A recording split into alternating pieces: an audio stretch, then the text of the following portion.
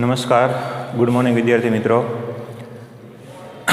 પાઠ નંબર 8ના ચોથા લેક્ચરની અંદર આજે તમારું હાર્દિક સ્વાગત કરીએ છીએ. વિજ્ઞાન અને ટેકનોલોજીની અંદર 8મો પાઠ છે, એના ઓલરેડી 3 લેક્ચર આપણે કમ્પ્લીટ કર્યા છે. આજે ચોથા લેક્ચરની અંદર આપણે સપુષ્પી વનસ્પતિમાં લિંગી પ્રજનન, સપુષ્પી વનસ્પતિમાં લિંગી પ્રજનન એવા ટોપિકનો આપણે અભ્યાસ કરશું. ગયા લેક્ચરની અંદર આપણે વનસ્પતિ છે એના પ્રજનન અંગો અને એના વિવિધ ભાગો એના વિશે સમજૂતી મેળવી. વનસ્પતિના મુખ્ય 5 અંગો આપણે જાણીએ છીએ. સૌથી અગત્યના 3 અંગો છે મૂળ, પ્રકાંડ અને પર્ણ. ઉપરાંત જો સપુષ્પી વનસ્પતિ હોય તો એની અંદર વધારાના 2 અંગો, એક પુષ્પ અને એક ફળ, એ પણ હોય છે. એટલે વનસ્પતિના અંગો વિશે આપણે સંપૂર્ણ માહિતી મેળવી લીધી. હવે એ વનસ્પતિની અંદર જે પ્રજનન અંગો હતા એના આપણે નામ કીધા હતા. પ્રજનન અંગોના 2 નામ કીધા હતા, એક નર પ્રજનન અંગ અને એક માદા પ્રજનન અંગ. નર પ્રજનન અંગને આપણે પુંકેસર કહેતા હતા, માદા પ્રજનન અંગને આપણે સ્ત્રી કેસર કહેતા હતા. તો આજે જે આપણે સપુષ્પી વનસ્પતિની અંદર ફલનની પ્રક્રિયા લેવાની છે અને લિંગી પ્રજનન કેવી રીતે થાય છે એ જોવાનું છે. તો એ લિંગી પ્રજનન માટે અને ફલનની પ્રક્રિયા માટે સૌથી પહેલાં એક આવી આકૃતિની આપણે જરૂર પડે છે. બરાબર, આપણે આકૃતિ અગાઉથી દોરેલી છે એટલે વાંધો આવતો નથી, પણ નકર આપણે આને દોરવી પડે. એકદમ સહેલી આકૃતિ છે, બરાબર, કે એની અંદર કાંઈ વધારે પડતું કાંઈ છે નહીં. લિંગી પ્રજનન છે એટલે આ જે આકૃતિ છે એ આખી સ્ત્રી કેસરની આકૃતિ દોરેલી છે. આપણે ગઈકાલે જે આપણે સ્ત્રી કેસરની વાત કરી હતી અને જે આકૃતિ દોરી હતી, બરાબર, પુંકેસર છે એ આમ 3-4 હતા, પણ સ્ત્રી કેસર છે એ વચ્ચે એક જ હતું. તો એ જે સ્ત્રી કેસર છે એની આકૃતિ છે એ આપણે અહીંયા દોરેલી છે. તો સ્ત્રી કેસરનો સૌથી ઉપરનો ભાગ હોય એને આપણે પરાગાસન કહીએ છીએ. એટલે અહીંયા પરાગાસન આપણને બતાવેલું છે. પરાગાસનમાંથી જે આ નળી નીકળે છે, જે પહોળી નળી છે, એ નળીને આપણે પરાગવાહિની તરીકે ઓળખીએ છીએ. આ પરાગવાહિની પછીનો જે આ ફૂલેલો વિસ્તાર છે આખો, એ ફૂલેલા વિસ્તારને અંડાશય અથવા બીજાશય તરીકે ઓળખવામાં આવે છે.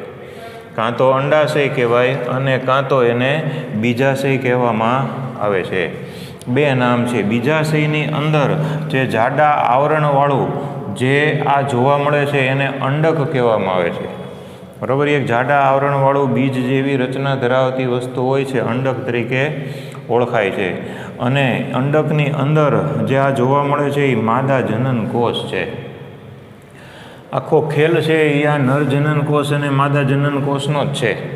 બરાબર, પણ ક્યાં આવેલું છે, શું આવેલું છે, કેવી રીતે આવે છે, એ બધું આપણે જાણવું પડે. બરાબર છે. તો સપુષ્પી વનસ્પતિની અંદર જ આ રચના છે એ જોવા મળે છે. આખી રચના સ્ત્રી કેસરની છે, પણ એના અલગ અલગ ભાગો દર્શાવ્યા છે. હવે નર જનન કોષ અને માદા જનન કોષ કેવી રીતે ભેગા થાય એ આપણે આ લિંગી પ્રજનનમાં જોવાનું હોય છે. આપણે લિંગી પ્રજનનની વ્યાખ્યા જોઈ હતી કે નર પ્રજનન કોષ અને માદા પ્રજનન કોષ બંને પ્રજનન કોષ ભેગા થઈ જાય ત્યારે એને પ્રજનન થઈ ગયું કહેવાય અને એની અંદરથી ફલિતાંડ બનીને નવા સજીવનું સર્જન થાય છે. તો અહીંયા આગળ પુંકેસર જે હતો, પુંકેસરની આપણે વાત કરી હતી કે પુંકેસરની ઉપરથી નાની નાની પરાગરજ ઉત્પન્ન થાય. બરાબર, આ પુંકેસરની અંદર પરાગરજ ઉત્પન્ન થાય છે અને એ જે સ્થાનમાંથી ઉત્પન્ન થાય એને પરાગાશય તરીકે ઓળખવામાં આવે છે. આપણે પુંકેસર દોર્યું હતું, પુંકેસરની ઉપર એક મોટો ફૂલેલો થોડોક નાનો એવો ભાગ દોર્યો હતો. એ ફૂલેલો જે ભાગ છે એને પરાગાશય કહેવાય. પુંકેસર, એની ઉપર પરાગાશય, ને પરાગાશયની અંદરથી પરાગરજ ઉત્પન્ન થાય. આપણે જાસૂદની વાત કરી હતી કે ઓલા નાના નાના પીળા કલરના ચોંટેલા હોય, તમે આમ એને અડો એટલે પીળા કલરની ઝીણી ઝીણી ભૂકી તમારી આંગળી એ ચોંટી જાય છે, એ પરાગરજ છે. એ જે નાની નાની દડી જેવી રચના જોવા મળે પીળી, એને પરાગાશય કહેવાય છે. એટલે પરાગાશયમાં પરાગરજ ઉત્પન્ન થાય છે. અને એવી જ રીતે સ્ત્રી કેસર છે, એ સ્ત્રી કેસરનો અંડાશય હોય. સ્ત્રી કેસરની અંદર અંડાશય, એ અંડાશય એટલે કે આ આખું અંડાશય.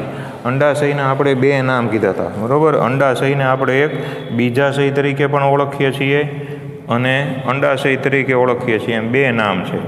અંડાશયની અંદર એક આ અંડક હોય, એ અંડકની અંદર અંડકોષ ઉત્પન્ન થાય છે. આ અંડકનું બીજું નામ છે બીજાંડ.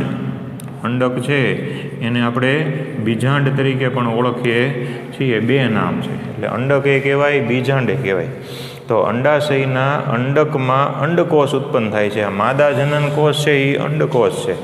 માદા જનન કોષને અંડકોષ કહેવામાં આવે છે. એટલે માદા જનન કોષ બીજું કાંઈ નથી, એ અંડકોષ છે. નર જનન કોષ અને માદા જનન કોષ. બરાબર. ફરીથી પહેલો મુદ્દો શું લખવો પડે? પુંકેસરના પરાગાશયમાં, પુંકેસરના પરાગાશયમાં પરાગરજ ઉત્પન્ન થાય છે અને સ્ત્રી કેસરના અંડાશયના અંડકમાં માદા જનન કોષ ઉત્પન્ન થાય છે. બરાબર. શું કીધું? પુંકેસરના પરાગાશયના પરાગરજ, પુંકેસરના પરાગાશયમાં પરાગરજ ઉત્પન્ન થાય છે અને સ્ત્રી કેસરના અંડાશયના અંડકમાં માદા જનન કોષ ઉત્પન્ન થાય છે. આ વસ્તુ પહેલી કહેવાની. હવે બીજું આવે છે પરાગનયન, કે પરાગનયન કોને કહેવામાં આવે છે? પરાગનયન. તો પરાગનયનમાં એવું છે કે ધોરણ 8ની અંદર તમારે એ વસ્તુ આવી ગઈ છે પરાગનયનની, બરાબર. છતાંય આપણે એની વાત કરી દઈ કે પુંકેસરની ઉપર પરાગરજ ઉત્પન્ન થાય, સ્ત્રી કેસરની ઉપર પરાગાસન, સ્ત્રી કેસરનો ઉપરનો ભાગ પરાગાસન કહેવાય. એ પુંકેસરમાંથી પરાગરજ ઉડી અને સ્ત્રી કેસરના પરાગાસનની ઉપર જો સ્થાપિત થાય એટલે કે બેસી જાય, બરાબર. સાદી ભાષામાં બેસી જાય. પુંકેસરમાંથી પરાગરજ ઉડે અને સ્ત્રી કેસરના પરાગાસન ઉપર બેસી જાય, તો આ જે બેસવાની ક્રિયા છે, અહીંથી ઊભા થઈ અને અહીંયા બેસવાની ક્રિયા, પુંકેસરના પરાગરજમાંથી સ્ત્રી કેસરના પરાગાસન ઉપર બેસવાની અથવા સ્થાપિત થવાની ક્રિયા, એને પરાગનયન કહેવામાં આવે છે. બરાબર. હવે પરાગનયન પાછા બે પ્રકારના હોય છે. કે આપણે જોયું હતું કે પુષ્પ બે પ્રકારના હોય છે, કે અમુક પુષ્પ એવા હોય કે જે માત્ર પુંકેસર જ ધરાવતા હોય, પોપૈયા જેવા, બરાબર. અને અમુક એવા હોય કે જે પુંકેસરય ધરાવે, સ્ત્રી કેસરય ધરાવે, દ્વિલિંગી પુષ્પ આપણે એને કહેતા હતા. અને ઓલા એક સ્ત્રી કેસર ધરાવે અથવા પુંકેસર ધરાવે, પોપૈયા, તરબૂચ જેની આપણે વાત કરી હતી, એ એકલિંગી પુષ્પ. તો પુષ્પ બે પ્રકારના હોય. હવે જે પુષ્પ પુંકેસર પણ ધરાવતો હોય, સ્ત્રી કેસર પણ ધરાવતો હોય, તો એવા પુષ્પને કોઈ વાંધો આવતો નથી. કેમ? તો કે પુંકેસર એનું પોતાનું જ છે, એટલે પરાગરજ એની પોતાની જ ઉત્પન્ન થાય અને પોતાની જ પરાગરજ છે એ પોતાના જ સ્ત્રી કેસર ઉપર સ્થાપિત થઈ જાય, એટલે એને ક્યાંય તકલીફ હોતી નથી. બધું પ્રોડક્શન એનું પોતાનું જ છે. પુંકેસરય પોતાનું, પરાગરજય પોતાની, સ્ત્રી કેસરય પોતાનું, અને પોતે ને પોતે ઉડી અને સ્ત્રી કેસરના પરાગાસન ઉપર સ્થાપિત થઈ જાય છે. તો એકના એક પુષ્પની અંદર આ ઘટના બને છે, પણ શરત એવી કે એ પુષ્પ દ્વિલિંગી હોવું જોઈએ. જો દ્વિલિંગી પુષ્પ હોય તો જ આવી ઘટના બને છે. તો આવી રીતે જે પરાગનયન થાય, આવી રીતે જે પરાગનયન થાય છે, એવા પરાગનયનને આપણે સ્વપરાગનયન કહીએ છીએ. એટલે પરાગનયનના બે પ્રકાર છે, કે પોતાનું પોતાનું પુષ્પ હોય, બરાબર, એમાં પુંકેસર સ્ત્રી કેસર બંને હોય તો આ ઘટના બને છે. પણ અમુક પુષ્પ એવા હોય છે કે જે એકલિંગી હોય છે, એટલે કે કાં તો એ પુંકેસર ધરાવે અથવા તો સ્ત્રી કેસર ધરાવે. પપૈયાની અંદર આપણે વાત કરી હતી કે નર પોપૈયો હોય તો એમાં ખાલી પુંકેસર જ આવે, માદા પોપૈયો હોય તો એમાં ખાલી સ્ત્રી કેસર જ આવે, બરાબર. તો હવે એ નર પોપૈયાની અંદર પુંકેસર હોય, એનું પરાગાશય હોય ને એમાં પરાગરજ ઉત્પન્ન થાય. તો એ પરાગરજને પરાગનયન કરવું હોય તો ઠેઠ માદાનું જ્યાં આગળ વૃક્ષ હોય પોપૈયાનું, એની અંદર જે પુષ્પ હોય એનું સ્ત્રી કેસર હોય ત્યાં સુધી પરાગરજને જવું પડે. તો પરાગરજ પાસે કાંઈ પાંખો હોતી નથી કે પરાગરજ છે એ નર પોપૈયાના પરાગાશયમાંથી ઉત્પન્ન થઈને ઉડીને સીધું ન્યા માદાના પરાગાસન ઉપર સ્થાપિત થઈ જાય. તો એના માટે જુદા જુદા વાહકોની જરૂર પડે છે. કાં તો પવન દ્વારા ઉડીને જાય, કાં તો પાણી દ્વારા જાય, કાં તો પક્ષી દ્વારા જાય, કાં તો પ્રાણીઓ દ્વારા જાય. આવા જુદા જુદા વાહક જે અગાઉના ધોરણમાં તમારે આવી ગયા છે કે પરાગનયન એટલે શું ને પરાગનયનના જુદા જુદા વાહકો જણાવો. તો પરાગરજ છે એ આવા જુદા જુદા માધ્યમો દ્વારા એક પુષ્પમાંથી બીજા પુષ્પ ઉપર જાય છે.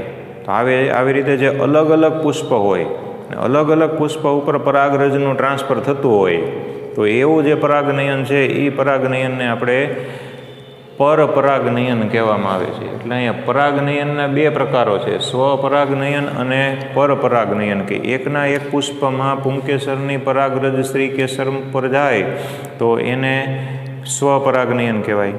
અને જ્યારે પરાગરજનું બીજા પુષ્પમાં સ્થળાંતર થાય, એકના એક પુષ્પમાં નહીં પણ બીજા અન્ય પુષ્પમાં સ્થળાંતર થાય, તો એવું પરાગનયન છે એને પરપરાગનયન કહેવામાં આવે છે. પરપરાગનયન છે એ જુદા જુદા વાહકોની મદદથી થાય છે, જાતે થતું નથી. બરાબર. તો પરાગનયનની વાત કર્યા પછી હવે ફલનની વાત કરવાની કે ફલન શું છે. તો આ જે પુંકેસર છે એની અંદરથી પરાગરજ આવી ગઈ, પરાગરજ આવી ગઈ અને આ આખું સ્ત્રી કેસર છે. બરાબર. આ આખું જે છે એ આખું સ્ત્રી કેસર છે. તમે આવું લખતા નહીં, હું તમને આ સમજાવું કે આખું છે એ સ્ત્રી કેસર છે. હવે આ સ્ત્રી કેસર જે છે, બરાબર, એ સ્ત્રી કેસરની અંદર આ જે પરાગાસન છે એ પરાગાસન ઉપર આ પરાગરજ અહીંયા બેસી ગઈ. તો આ પરાગરજ છે એની અંદરથી આવી ઝીણી ઝીણી નાની નાની નલિકાઓ છે એ ઉત્પન્ન થાય છે. એ નલિકાઓ છે એ અંકુરિત થાય છે. અંકુરિત થાય છે એટલે ઉત્પન્ન થાય છે. તો અહીંયા હાવ નાની એવી હજી શરૂઆત છે, અહીંયા થોડીક મોટી થઈ ગઈ અને અહીંયા બહુ મોટી થઈ ગઈ. તો આ જે નાની નાની નલિકા અંકુરિત થાય છે પરાગરજમાંથી, એને પરાગ નલિકા કહેવાય, એને પરાગ નલિકા કહેવામાં આવે છે. આ પરાગ નલિકા છે એ અહીંથી ઉત્પન્ન થઈ અને અહીંથી લંબાઈને અહીંયા સુધી પહોંચે છે. તો આ જે ભાગ છે જે વિસ્તારમાંથી પસાર થાય છે એનું નામ પરાગવાહિની છે. આ જે છે એ પરાગવાહિની છે. એટલે આ પોળી નળી છે એ પરાગવાહિની. એટલે પરાગાસનની ઉપર આ જે સ્થાપિત થયેલી પરાગરજ છે એની અંદરથી પરાગ નલિકા અંકુરિત થાય છે અને અંકુરિત થયેલી પરાગ નલિકા એ પરાગવાહિનીમાંથી પસાર થાય છે અને પરાગવાહિનીમાંથી પસાર થઈ અને અંડક સુધી પહોંચે છે. જો અહીં અંડક સુધી પહોંચી ગઈ, એ નીચેથી પહોંચે હો, પાછા આમ ઉપરથી ન પહોંચાડી દેતા. બરાબર છે. ધ્યાન રાખવાનું. ઘણા પાછા બધા એડવાન્સ હોય, એ અહીંથી ડાયરેક્ટ પહોંચાડી દે. તેમ ડાયરેક્ટ નહીં પહોંચાડવાનું, આમ ફરી અને આમ નીચેથી આવે છે, એ ખાસ જોવાનું છે. બરાબર. ફરીથી શું કીધું? પરાગાસનની ઉપર સ્થાપિત થયેલી પરાગરજમાંથી પરાગ નલિકા અંકુરિત થાય છે અને જે પરાગ વાહિનીમાંથી પસાર થઈને અંડક સુધી પહોંચે છે. આ આપણો પહેલો મુદ્દો છે અહીંયા જે લખ્યો હોય. હવે પરાગરજ છે એની અંદર શું હોય? તો કે પરાગરજની અંદર નર જનન કોષ હોય. શું હોય? નર જનન કોષ. આની અંદર નર જનન કોષ હોય પરાગરજમાં. આ નર જનન કોષ છે એ નર જનન કોષ જેવી પરાગ નલિકા ઉત્પન્ન થાય એટલે એ પરાગ નલિકાની અંદર આવી જાય. જો અહીંયા બેઠા દેખાણા. આ નર જનન કોષનું બીજું નામ છે પુંજન્યુ. નર જનન કોષનું બીજું નામ પુંજન્યુ છે. એટલે આ નર જનન કોષ છે એ આ પરાગ નલિકાની અંદરથી વહન પામી અને છેક અહીંયા બીજાંડ સુધી એટલે કે અંડક સુધી પહોંચે છે. બરાબર. અંડક સુધી પહોંચે છે. પરાગરજમાં ઉત્પન્ન થયેલો નરજન્યુ આપણે જોયો. બરાબર. એને પુંજન્યુ કહેવાય. એ શું કરે? તો કે પરાગ નલિકામાંથી વહન પામી અને અંડકની અંદર માદા જન્યુની સાથે જોડાય છે. એટલે અહીંથી સીધો આવ્યો. બરાબર. અને પછી જે અંડકની અંદર માદા જન્યુ છે, એ માદા જન્યુની સાથે એ નરજન્યુ છે એ આવી રીતે જોડાઈ જાય છે. બરાબર. માદા જન્યુની સાથે એ નરજન્યુ છે એ આવી રીતે જોડાઈ જાય છે. અને આ જોડાવાની જે ક્રિયા છે એ ક્રિયાને ફલન કહેવામાં આવે છે. બહુ અગત્યની પ્રક્રિયા છે. દરેક લિંગી પ્રજનન કરતા જેટલા સજીવો છે એમાં આ પ્રક્રિયા એકદમ મહત્ત્વની, ફલન. આમ જોઈએ તો ફલનમાં કાંઈ નથી. શું છે? તો કે નર જનન કોષ ને માદા જનન કોષ બે જોડાઈ જાય છે, એ પ્રક્રિયાને ફલન કહેવાય. બરાબર. પણ આખી પ્રક્રિયા સમજાવવી પડે કે નરજન્યુ ક્યાંથી ઉત્પન્ન થયો, માદાજન્યુ ક્યાંથી ઉત્પન્ન થયો અને કઈ જગ્યાએથી વહન પામીને કઈ જગ્યાએ જોડાણ થયું. તો માદા જનનકોષ અને નર જનનકોષનું જોડાણ થઈ ગયું, પ્રક્રિયાને ફલન કહેવાય. ફલન થઈ ગયું પછી હવે આને અંડક અથવા તો બીજાંડ કહેવાતો નથી. હવે આને અંડક કે બીજાંડ કહેવાય નહીં, કારણ કે એની અંદર ફલનની પ્રક્રિયા થઈ ગઈ છે. તો ફલનની પ્રક્રિયા થઈ ગયા પછી જે આ વસ્તુ બને એને ફલિતાંડ કહેવાય છે. એટલે ફલિતાંડનું નિર્માણ થાય છે. એટલે ફલનની પ્રક્રિયા થઈ ગયા પછીની જે આ વસ્તુ છે, બરાબર, એ અંડક અથવા બીજાંડ તરીકે ઓળખાતી નથી, પણ એનું નામ હવે થઈ જાય છે ફલિતાંડ. તો ફલિતાંડ બન્યું. હવે ફલનની પ્રક્રિયા થઈ જાય પછી કેટલીક ઘટનાઓ બને છે, બરાબર. આ જે ફલનની પ્રક્રિયા પતી ગઈ એ વસ્તુ બરાબર છે, પણ ફલનની પ્રક્રિયા પતે પછી અમુક ઘટનાઓ બને છે. કઈ કઈ ઘટનાઓ બને છે એ આપણે જોઈએ. તો ફલન પછી અંડકની અંદર રહેલ આ જે ફલિતાંડ છે, બરાબર, એ ફલિતાંડની અંદર વિભાજન શરૂ થાય છે. વિભાજન એટલે કોષ વિભાજન. એની અંદર ને અંદર કોષ વિભાજન થાય. એક હોય, એકના બે થાય, 4, 8, 16, 32, 64, 128, 256, 512 એમ કોષ વિભાજન એની અંદર શરૂ થઈ જાય. કોષ વિભાજન શરૂ થઈ જાય એટલે એની વૃદ્ધિ થાય. વૃદ્ધિ થાય એટલે પછી એને ભ્રૂણ તરીકે ઓળખાય. વૃદ્ધિ થાય એટલે એને શું કહેવાય? ભ્રૂણ કહેવાય. જો પહેલાં શું હતું એ કે પહેલાં અંડક હતું. અંડકમાંથી પછી ફલન થયા પછી ફલિતાંડ બન્યું. ફલિતાંડમાંથી વિભાજન પછી ભ્રૂણ બન્યું. હવે આ ભ્રૂણ છે, બરાબર છે, એ આની અંદર હોય છે. હવે થાય છે શું? તો કે આ અંડક હોય છે, બરાબર. એ અંડકની ફરતે આ જે આવરણ છે, બરાબર, એ અંડકની ફરતે આવરણ, એ આવરણનો વિકાસ થાય અને એ આવરણ છે એ સખત બને છે.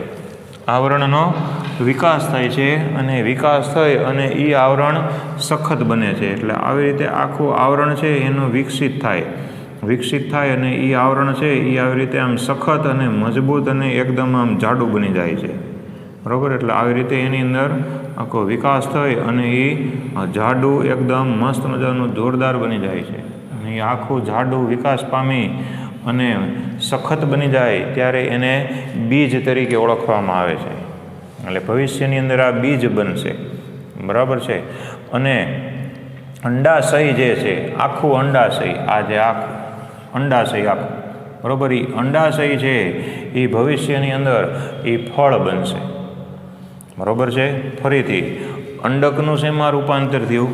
તો કે અંડક છે એ ભવિષ્યની અંદર બીજ બનવાનું છે.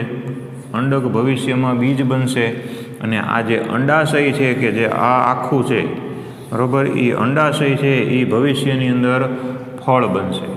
એટલે આ ખાસ યાદ રાખવાનું, MCQની અંદર ટૂંકા પ્રશ્નમાં પૂછાય છે, બરાબર, કે ફલન બાદ અંડાશયનું શેમાં રૂપાંતર થાય છે? તો અંડાશયનું રૂપાંતર ફળમાં થાય છે અને અંડકનું રૂપાંતર બીજમાં થાય છે. અહીંયા મુદ્દો લખી નાખ્યો છે, બરાબર, કે અંડકની ફરતેની જે સપાટી છે એ એટલે કે આવરણ છે વિકાસ પામે છે. અંડક બીજમાં અને અંડાશય ફળમાં રૂપાંતર પામે છે. પછી બીજ બની ગયા પછી બીજની આપણને ખબર હોય એનું વાવેતર કરવામાં આવે. વાવેતર ન કરવામાં આવે તો અમુક બીજ એની મેળે ઉગી જાય છે.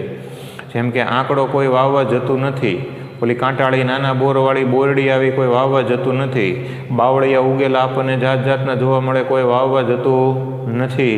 તો આ બીજ છે એ ગમે ત્યાં ઉડીને પહોંચી જાય છે. એને અનુકૂળ પરિસ્થિતિ મળે એટલે એ બીજમાંથી પછી નવી વનસ્પતિનું સર્જન થાય છે. એટલે એની પછીનો મુદ્દો એ લખી નાખવાનો, બરાબર. તો આટલી વસ્તુ છે આપણે વનસ્પતિમાં, સપુષ્પી વનસ્પતિમાં લિંગી પ્રજનન એમાં લખવાની છે. મિત્રો, બોર્ડની પરીક્ષાની અંદર 3 વખત પૂછાઈ ગયેલો પ્રશ્ન છે આ, કે સપુષ્પી વનસ્પતિમાં પ્રજનન સમજાવો. એ વખતે 5 માર્ક હતા, ત્યારે 5 માર્કમાં પૂછાતો 2 માર્કની આકૃતિ હોય છે અને 3 માર્કનું વર્ણન હોય છે, બરાબર. એટલે આકૃતિ એક બહુ મસ્ત દોરવાની, બધાએ નામકરણ કરવાના અને પછી આ સમજૂતી આપણે આપી દેવાની, બરાબર. પરાગરજથી શરૂ કરવાનું કે પુંકેસરના પરાગાશયમાં પરાગરજ ઉત્પન્ન થાય અને અંડાશયના અંડકમાં અંડકોષ ઉત્પન્ન થાય, ત્યાંથી શરૂ કરવાનું, બરાબર. પછી પરાગરજની જ વાત કરવાની, કારણ પરાગરજની અંદર નર જનન કોષ હોય છે.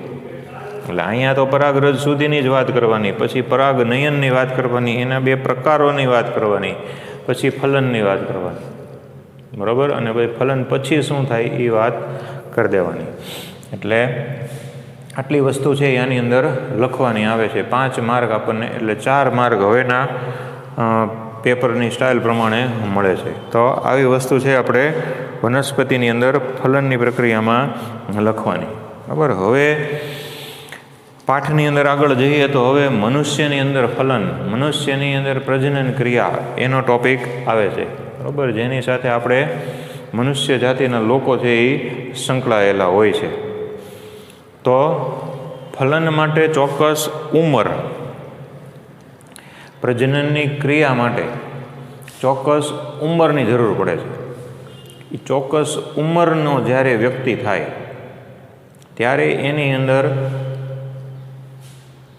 અંગ ઉપાંગો બધું વિકસિત બને છે. એના જે હોર્મોન, જે આપણે ચેતાતંત્રના 7મા પાઠમાં જોયું હતું કે અમુક અંગો હોય છે, જનન અંગો જેને કહેવાય, એની અંદર અમુક પ્રકારના અંતઃસ્રાવ ઉત્પન્ન થાય છે. એમાં આપણે જાતીય અંતઃસ્રાવ વિશે જોયું હતું કે જાતીય અંતઃસ્રાવ 2 હતા. એક નરની અંદર શુક્રપિંડ નામની ગ્રંથિ, એ એનું મુખ્ય જનન અંગ છે શુક્રપિંડ. એ શુક્રપિંડની અંદરથી શુક્રકોષ ઉત્પન્ન થાય અને નર જનન અંતઃસ્રાવ, બરોબર, નર જનનનો અંતઃસ્રાવ છે, નામ યાદ, ટેસ્ટોસ્ટેરોન, એ ઉત્પન્ન થાય છે. માદાની અંદર અંડપિંડ, એનું મુખ્ય જનન અંગ છે અથવા અંતઃસ્રાવી ગ્રંથિ છે. એની અંદરથી, બોલો, યાદ છે, ઇસ્ટ્રોજન અને પ્રોજેસ્ટેરોન એવા 2 અંતઃસ્રાવ ઉત્પન્ન થાય છે. પછી આ અંતઃસ્રાવ છે એ ક્યાંથી ઉત્પન્ન થાય છે? તો કે એ ઠેક મગજની અંદરથી, જ્યારે follicle stimulating hormone, luteinizing hormone, growth hormone, એ અમુક હોર્મોન હોય, એ હાઇપોથેલેમસમાંથી જ્યારે સંદેશો લઈ અને મગજ સુધી આવે, અને મગજની અંદર પિટ્યુટરી ગ્રંથિ છે, એ આપણે કીધું હતું બધાનું હેન્ડલિંગ કરે, અને એ જ્યારે અમુક અંતઃસ્રાવોને અંગ સુધી પહોંચાડે ત્યારે એ અંગ છે એ પોતાનું કાર્ય શરૂ કરે છે. એટલે આ બધું અંતઃસ્રાવ ઉપર આધારિત છે. પણ આપણે કીધું હતું અમુક અંતઃસ્રાવો ઝડપી હોય ને અમુક ધીમા હોય. તો ઝડપી અંતઃસ્રાવોમાં શું હોય કે બાળક ઘોડિયામાં સૂતો હોય ત્યારથી ગ્રોથ હોર્મોન એનો શરૂ જ હોય, એટલે એનો ગ્રોથ ધીમે ધીમે વધતો જાય, લંબાઈ, પહોળાઈ, ઊંચાઈ બધું વધતું જાય છે. બરાબર, શારીરિક વૃદ્ધિ એની અંદર થાય છે. પણ અમુક અંતઃસ્રાવ, જેમ કે આ જાતીય અંતઃસ્રાવ, તો એ અમુક ઉંમર પછી જ તે ડેવલપમેન્ટ એનું થાય છે. એને ધીમા અંતઃસ્રાવ આપણે કહીએ છીએ કે વર્ષો પછી એ અંતઃસ્રાવ છે, એ અંતઃસ્રાવી ગ્રંથિ પિટ્યુટરી અને સંદેશો મોકલે ને અંતઃસ્રાવી ગ્રંથિ અંતઃસ્રાવ ઉત્પન્ન કરે. તો આ જે ઉંમર છે એ ઉંમરનો જ પ્રશ્ન છે. કિશોરાવસ્થા અથવા તરુણાવસ્થા અથવા યૌવનારંભ, એવા ઘણા બધા એના નામ છે. મુગ્ધાવસ્થા, આ બધું એકનું એક જ છે. બરાબર, આપણને ભરમાવી દે. કિશોરાવસ્થા કહેવાય, તરુણાવસ્થા કહેવાય, મુગ્ધાવસ્થા કહેવાય, અથવા યૌવનારંભ એવું કહેવામાં આવે છે. તો એમાં જોવા મળતા શારીરિક અને લૈંગિક પરિવર્તનો, શારીરિક એટલે શરીરમાં થતા ફેરફાર, લૈંગિક એટલે જનન અંગોની અંદર થતા ફેરફાર, જનનિક ફેરફાર જેને કહેવાય, એ બધા ફેરફાર. તો અહીંયા પહેલો મુદ્દો છે એ એની એક વ્યાખ્યા આપી છે કે કઈ ઉંમર છે કે જેને આ કિશોરાવસ્થા અથવા કહેવાય છે. તો બહુ સરસ સમજૂતીથી શરૂઆત કરી છે કે જે ઉંમરે માત્ર શારીરિક વૃદ્ધિ જ નહીં, એટલે કે લંબાઈ, પહોળાઈ, ઊંચાઈ વધે એટલું જ નહીં, પણ શરીર સૌષ્ઠવ, સૌષ્ઠવ એટલે શરીરનો દેખાવ. આપણે ગુજરાતીમાં કહેવત છે 16 શાન ને 20 વાન. 20 વર્ષનો માણસ થાય પછી એની જે પ્રતિકૃતિ હોય, દેખાવ, એ દેખાવ એનો પછી બહુ ખાસ બદલાતો નથી. બરાબર, તમે અત્યારે 10મા ધોરણમાં છો, તમે અનુભવ કરજો કે તમારે 10મા ધોરણની અંદર બોર્ડની પરીક્ષા માટે ફોટોગ્રાફ આપવાનો હોય તમારો. બરાબર, એ ફોટોગ્રાફ તમે સાચવી રાખજો. બરાબર, 10મા ધોરણનો એક પાસપોર્ટ સાઇઝ કોપી સાચવી રાખવાની. બરાબર, પછી કોલેજના પહેલા વર્ષમાં કે બીજા વર્ષમાં આવીને એ ફોટો તમે જોજો, એટલે તમને તમારા ચહેરા ઉપર જ હસવું આવશે કે આપણે આવા હતા. બરાબર છે. અમુક એવા હોય કે સારા હોય ને પછી ભંગાર થઈ જાય, અને અમુક એવા હોય ભંગાર હોય ને પછી સારા થઈ જાય. મોટા ભાગના એવા હોય છે કે જેમાં કંઈ હોતું નથી ને પછી સુધરી જતા હોય છે. તો એને શું કહેવાય? શરીર સષ્ટવ કહેવાય, કે દેખાવ આખો બદલાય. એટલે શરીર સષ્ટવ બદલાય છે, શારીરિક ગુણોત્તર બદલાય છે. શારીરિક ગુણોત્તર એટલે પછી એ પોતે પોતાના શરીર ઉપર ભાન આપતો થાય કે ભાઈ આટલી ઉંમર હોય, આટલું વજન હોય તો આટલી ઊંચાઈ હોવી જોઈએ, બરાબર. એટલે શરીર સષ્ટવ બદલાય, શારીરિક ગુણોત્તર બદલાય, નવા લક્ષણ અને નવી સંવેદના આવે, જાતીય પરિપક્વતા આવે. એ સમયગાળો છે એને મુગ્ધાવસ્થા, કિશોર અવસ્થા, તરુણાવસ્થા કે યૌવન આરંભ બધું મેં લખી નાખ્યું છે, બરાબર. એટલે તમારે આ યાદ રાખવાનું છે. શારીરિક વૃદ્ધિ જ નહીં પણ શારીરિક સષ્ટવ અને શારીરિક ગુણોત્તર આ બે બદલાય. શારીરિક સષ્ટવ અને શારીરિક ગુણોત્તર બદલાય. પછી નવું શું આવે તો કે લક્ષણ નવા આવે, સંવેદના નવી આવે અને જાતીય પરિપક્વતા આવે. 3 વસ્તુ: લક્ષણો, સંવેદના અને જાતીય પરિપક્વતા. એટલું આવે તો એ જે સમયગાળો છે એને કિશોરાવસ્થા, મુગ્ધાવસ્થા, તરુણાવસ્થા, યૌવનારંભ તરીકે ઓળખવામાં આવે છે. આ પહેલો મુદ્દો આપણે વ્યાખ્યા લખવાની. તરુણાવસ્થા હોય છે એ સામાન્ય રીતે એની ઉંમર કેટલી હોય, બરાબર. આવું બધું બદલાય ને એ બધું છે એ તો થાય જ છે કિશોરાવસ્થામાં, પણ સામાન્ય રીતે કેટલી ઉંમરે એવું થાય તો ધોરણ 8ની અંદર તમારે એ વસ્તુ આવી ગઈ છે, બરાબર. ધોરણ 8ની અંદર આ પાઠ આવતો ત્યારે એની અંદર શરીરની અંદર થતા ફેરફારો અને આ આખો પાઠ જ આવી ગયો છે. આ બધી વસ્તુ એની અંદર ઓલરેડી 8મા ધોરણમાં આવી ગઈ છે, કારણ કે એ ઉંમરનો આ પ્રશ્ન છે કે તરુણાવસ્થા છે એની ઉંમર કેટલી. તો કે તરુણાવસ્થાની અંદર શારીરિક વિકાસ થાય અને માનસિક વિકાસ થાય. શરીરનું તો ડેવલપમેન્ટ થાય જ તે, પણ હારોહાર માનસિક વિકાસ થાય, બરાબર છે. પહેલાં એના મગજને જેટલી બધી ખબર ન પડતી હોય એટલી બધી પડવા માંડે, કારણ કે ડેવલપમેન્ટ બહુ ફાસ્ટ હોય. એટલે જ આ ઉંમરની અંદર તમારે બોર્ડની પરીક્ષાઓ 10મું અને 12મું આવે છે. કેમ તો કે માનસિક વિકાસ ઝડપી હોય, બરાબર છે. જે વસ્તુ એને શીખવાડો એ એનું ગ્રાસ્પિંગ પાવર એટલું પાવરફુલ હોય કે તરત એને પકડી લે, બરાબર. 7 વિષયો ભણતો હોય અને 90% 95% લાવે તો માનસિક વિકાસ એનો બહુ ઝડપી હોય. પણ અમુક જણા છે એ એમાં ઉપયોગ ન કરે અને બીજે ઉપયોગ કરતા હોય છે, બરાબર. તો બીજી પ્રવૃત્તિઓમાં આગળ વધે, કોઈક રમતગમતમાં આગળ વધે છે, કોઈક ખેલકૂદની અંદર કોઈક આગળ વધે, કોઈક ગાયન, વાદન, નૃત્ય, બરાબર છે, એની અંદર આગળ વધતું હોય છે. જુદા જુદા ક્ષેત્રની અંદર આગળ વધે. કેમ તો કે એ વખતે મગજ પાવરફુલ થઈ ગયું હોય, માનસિક વિકાસ થયો હોય, પોતે ખબર પડવા માંડે કે આ વસ્તુ સારી કહેવાય, આ વસ્તુ નથી સારી. પણ અમુક જણા છે એ પછી અમુક સંગ સોબતને લીધે ખરાબ રસ્તે ચડી જાય છે, પછી એની ગાડી પાટે ચડતા બહુ વાર લાગે છે, અથવા જિંદગીભર કોઈ દી ચડતી નથી હોતી. આ ઉંમરે તમારા મનની અંદર કે મગજની અંદર જે વસ્તુ ઘૂસાડી દેવામાં આવે એ દ્રઢ થઈ જાય છે, બરાબર. એટલે મોટા ભાગના જે સેન્ટરો હોય છે, ટ્રેનિંગ સેન્ટરો, એની અંદર આ ઉંમરને વધારે લક્ષ્ય આપવામાં આવે છે, બરાબર. ધાર્મિક કાર્યક્રમો હોય અથવા તો એવા જે અમુક કાર્યક્રમો હોય કે જ્યાંથી મગજનું ડેવલપમેન્ટ થતું હોય, ત્યાં સારી વસ્તુ નાખી દેવામાં આવે તો એ સારો વ્યક્તિ છે એ જીવનની અંદર પછી બની શકે છે. અને આતંકવાદીઓ આપણે જોઈએ છીએ, બરાબર. આપણે જમ્મુ કાશ્મીરમાં ત્યાં બધે સાંભળ્યું હોય તો ત્યાં નાની ઉંમરથી જ એના મગજની અંદર એવા નેગેટિવ વિચારો ભરી દેવામાં આવે કે એ ભવિષ્યમાં આતંકવાદી સિવાય બીજું કાંઈ બની જ ન શકે, એવા જ વિચારો નાખી દેવામાં આવે. એટલે મગજમાં એની વચ્ચે એ વિચારો દ્રઢ થઈ જાય એટલે એ પછી એવી જ પ્રકૃતિનો બની જાય છે. એટલે આ એવી ઉંમર છે કે જ્યાંથી માણસ સારો બને તો વિવેકાનંદ જેવો બની જાય છે, બરાબર. અને જો ખરાબ રસ્તે ચડી ગયો તો એ આતંકવાદી ગેંગમાં જઈ અને ગુંડો, મવાલીન, ચોર, ડાકુ, લૂંટફાટ ગમે એ કરીને બની શકે. મગજના વિચાર ઉપર આધાર છે, બરાબર, કે સારે રસ્તે જવું કે ખરાબ રસ્તે જવું. આ ઉંમર જ એવી છે, બરાબર. અને સંગ સોબત છે એના લીધે માણસ બગડે છે. કેમ તો કે માનસિક વિકાસ છે એ થાય છે. પછી એની ઉંમર છે કે છોકરીઓ હોય એની અંદર 10 થી 12 વર્ષની ઉંમરે તરુણાવસ્થા આવે છે અને છોકરામાં 13 થી 14 વર્ષ. આ ઉંમર યાદ રાખવાની. 2 વાર બોર્ડમાં પૂછાઈ ગયેલું એક માર્કમાં કે તરુણાવસ્થાની ઉંમર નર અને માદા એટલે કે છોકરા અને છોકરીમાં જણાવો. તો છોકરાની અંદર 13 થી 14 વર્ષ છે અને છોકરીઓમાં 10 થી 12 વર્ષની ઉંમરને તરુણાવસ્થા કહેવામાં આવે છે.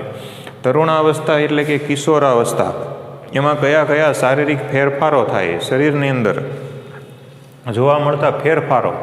તો આપણો મનુષ્યનો જે વર્ગ આવે છે એ સસ્તન પ્રાણી કહેવાય છે. તો સસ્તન પ્રાણીનું સૌથી અગત્યનું જે લક્ષણ છે એ ઓળખાય કેવી રીતે? તો એના સમગ્ર શરીર ઉપર વાળનું બહિર્કંકાલ હોય.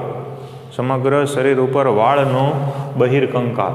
બરાબર. આપણી આસપાસ જેટલા પ્રાણીઓ જોવા મળે, કૂતરો ને બિલાડી ને ગધેડો ને ઘોડા ને બધું, ગાય ને ભેંસ ને ઘેંટા ને બકરા ને, બધા ઉપર વાળ હોય. બરાબર. તો એ જે વાળનું બહિર્કંકાલ જોવા મળે છે એ સસ્તન પ્રાણીનું મુખ્ય લક્ષણ છે. એટલે આની અંદર એ મનુષ્ય તો સસ્તન પ્રાણીની અંદર આવે. એટલે શરીર ઉપર વાળનું બહિર્કંકાલ, બગલ, જાંઘ, જનનાંગ વગેરે વિસ્તારોની અંદર વાળ જોવા મળે છે. હાથ, પગ અને ચહેરા ઉપર નાના નાના રોમ ઉગે. હાથ, પગ ઉપર ને ચહેરા ઉપર રૂંવાટી હોય આપણે. બરાબર. એ રૂંવાટી ઉગે છે. વજન અને ઊંચાઈ વધે. બરાબર છે. ફરીથી ઓલો જે ફોટાનું કીધું હમણાં 10મા ધોરણના, એમ ઊંચાઈને વજન માપી લેજો. 3 વર્ષ પછી જોજો મેક્સિમમ ગ્રોથ થયો હોય. 8મા ધોરણથી 10મા ધોરણ સુધીની અંદર બહુ ગ્રોથ થાય. અમુક જણાનો વિકાસ મોડો થાય તો 9મા ધોરણથી શરૂ કરીને પછી 12મા સુધીમાં આવે ત્યાં સુધીમાં ઊંચાઈની અંદર ને વજનની અંદર જડખમ ફેરફાર થઈ ગયો હોય છે. એટલે વજન અને ઊંચાઈ વધે છે. ત્યાર પછી તૈલી ત્વચા.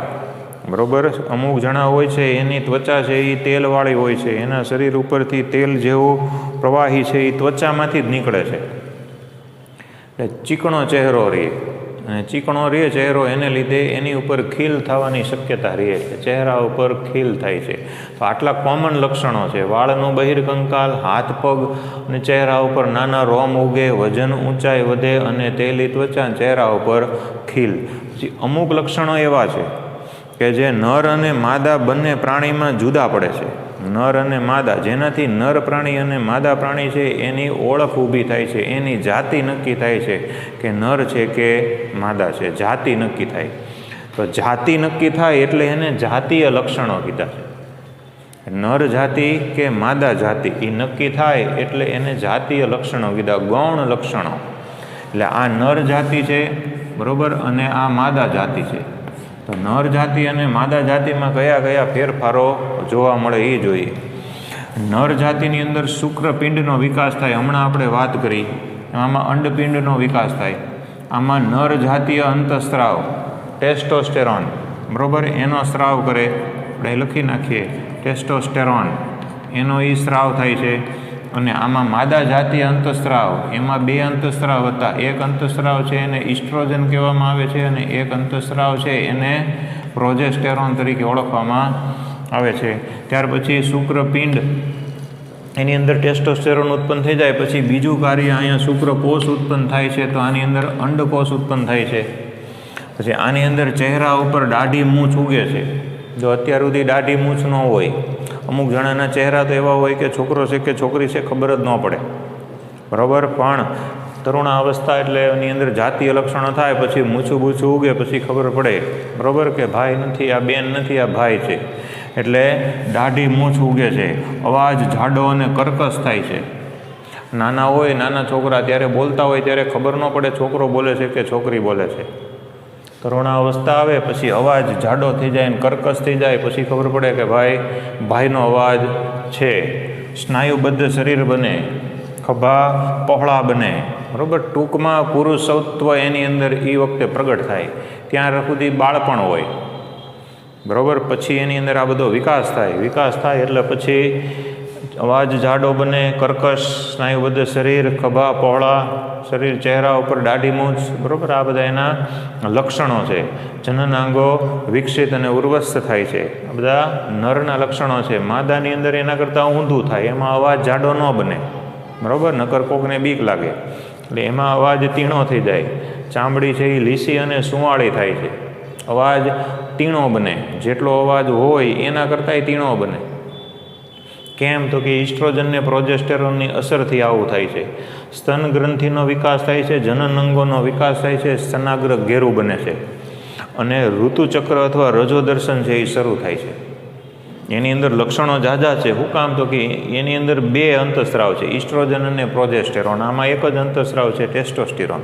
એટલે આ બધું જે કાર્ય છે એ કોણ કરે છે? તો કે ઇસ્ટ્રોજન ને પ્રોજેસ્ટેરોન કરે છે. તો ઇસ્ટ્રોજન ને પ્રોજેસ્ટેરોન ક્યારે ઉત્પન્ન થાય તો કે એ કિશોરાવસ્થા તરુણાવસ્થામાં ઉત્પન્ન થાય. ક્યાંથી ઉત્પન્ન થાય તો કે અંડપિંડમાંથી ઉત્પન્ન થાય.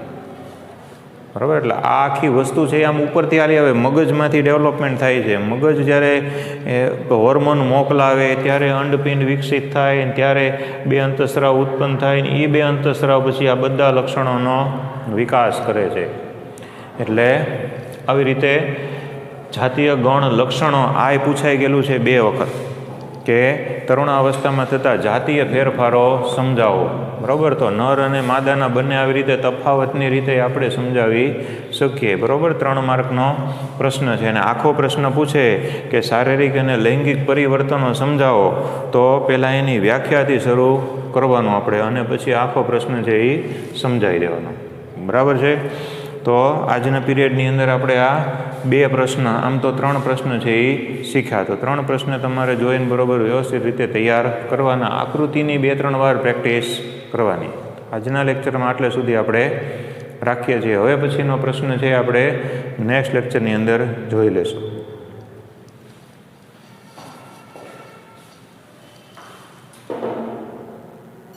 વનસ્પતિમાં લિંગી પ્રજનન. અહીં આપણે પુષ્પ અને તેના ભાગો, પરાગનયન અને તેના પ્રકારો, ફલન અને બીજ નિર્માણ વિશે અભ્યાસ કરીશું. વનસ્પતિમાં પુષ્પ એ સૌથી સુંદર અને આકર્ષક અંગ છે.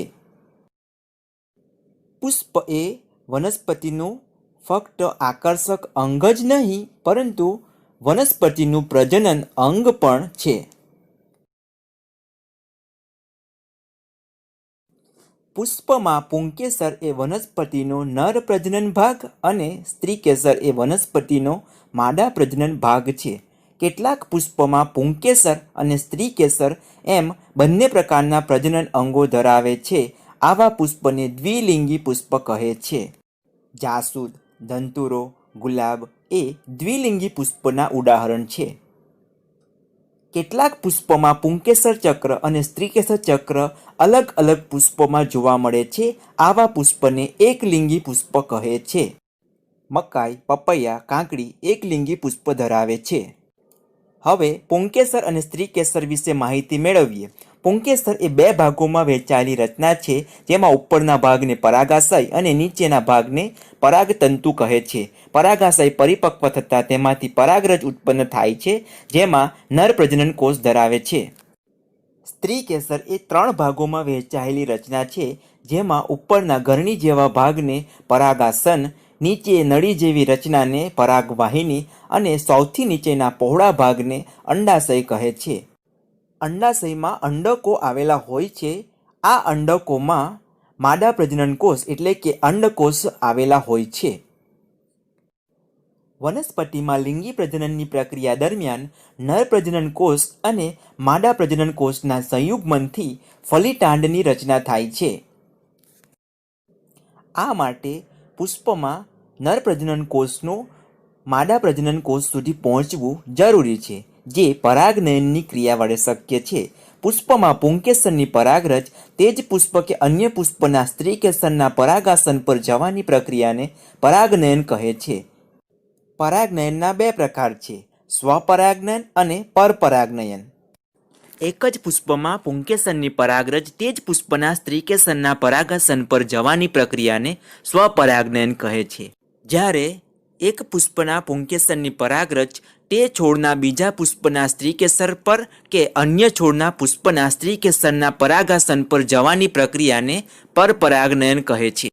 પરપરાગનયન માટે હવા, પાણી, મધમાખી જેવા કીટકો પરાગના વાહક તરીકે કાર્ય કરે છે. પરાગરજ પરાગાસન પર પહોંચ્યા બાદ અંકુરિત થઈ પરાગનલિકા ઉત્પન્ન કરે છે. આ પરાગનલિકા પરાગવાહિની મારફતે બીજાશયમાં રહેલા અંડકો સુધી પહોંચે છે. આ પરાગનલિકા મારફતે પરાગરજમાં રહેલા નર પ્રજનન કોષ અંડકોમાં રહેલા માદા પ્રજનન કોષ સુધી પહોંચે છે, જ્યાં નર પ્રજનન કોષ અને અંડકોષના સંયુગ્મન થવાથી ફલિતાંડની રચના થાય છે. આમ નરજન્યુઓ અને માદાજન્યુના સંયુગ્મન થવાની પ્રક્રિયાને ફલન કહે છે. ફલન બાદ ફલિતાંડમાં કોષ વિભાજનની પ્રક્રિયા દ્વારા ભ્રૂણનું નિર્માણ થાય છે. અને અંડકોનો વિકાસ થઈ બીજનું નિર્માણ થાય છે. જ્યારે બીજાશયનો વિકાસ થઈ ફળનું નિર્માણ થાય છે અને પુષ્પના બીજા ભાગો ખરી પડે છે.